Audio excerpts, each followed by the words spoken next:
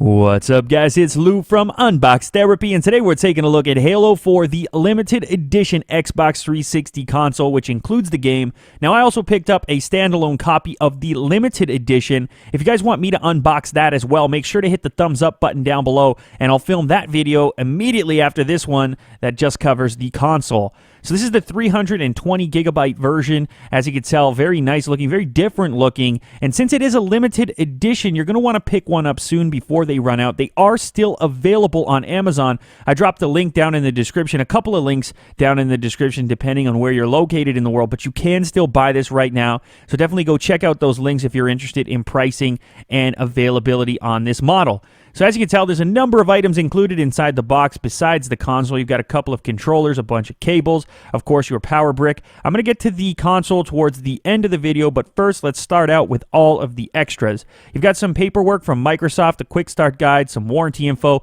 of course the game disc, which is incredibly important in a commemorative copy or a commemorative edition like this particular console. As you can see, you have standard definition video cables. Really wish they included an HDMI. I say that every time. You're not going to want to use those standard definition cables unless you got an old school TV. You've also got a power cable and, of course, the legendary Xbox 360 power brick, which is gigantic, but who cares? It sits on the floor anyways, so I'll put that to the side. You, of course, plug your power cable into that power brick. Pretty self-explanatory. The next item is the controller, at least one of the two controllers, and I do like the fact that Microsoft goes ahead and includes some AA batteries with both controllers so that you can get up and running right away. You can also get play and charge kits and, of course, rechargeable batteries if you choose to use those in the future. Here's a closer look at the special controller. Of course, this is like no other Xbox 360 controller out there.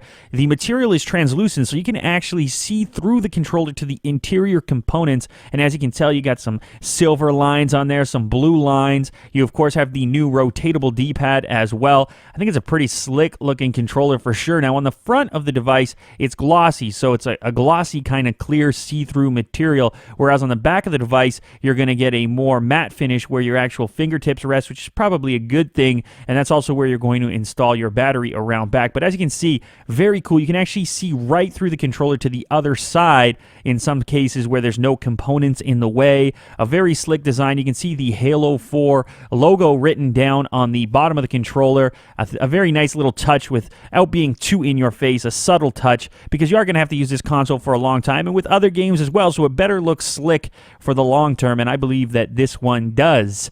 The next thing to talk about is the cheapo headset that Microsoft includes, but you can't fault them for it because it's better to have something than nothing, and if this is your first Xbox 360, you can get up and running with Xbox Live straight out of the box. So here's a closer look at the console, and once again, it carries forward the same design aesthetic that you're getting in the controller. You can see through the material. You've also got the Halo 4 logo, a lot of silver accents following the design lines of the actual console itself. Here's a closer look at the Halo 4 logo down in the bottom corner, and here's a closer look at some of the accents closer to the front side of this particular side of the Xbox 360. Now on the front, you of course have the Xbox 360 logo, your power button, and you're carrying forward some of the same design cues, some of the same coloring that you got on the side of the console.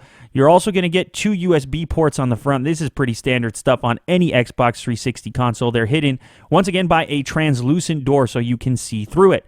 On the back, you've got your port for connecting your power cable. You've also got digital audio followed by analog AV and HDMI port. That's the one you're going to want to use in order to get full HD on this console. You've also got an Ethernet port as well as a bunch of USBs.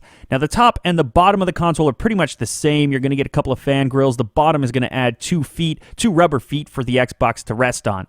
As you guys can tell, a very beautiful console. If you guys enjoyed this content, please make sure to leave a like and favorite down below. Also, if you want to check out the limited edition standalone copy, make sure to smash that like button as well. And if you're interested in pricing and availability on this model, it is still available as of this moment, so check out the link down in the description to get more details and be able to buy it if you want one. Anyway, guys, thanks as always for watching. I'll catch you on the next video. Later.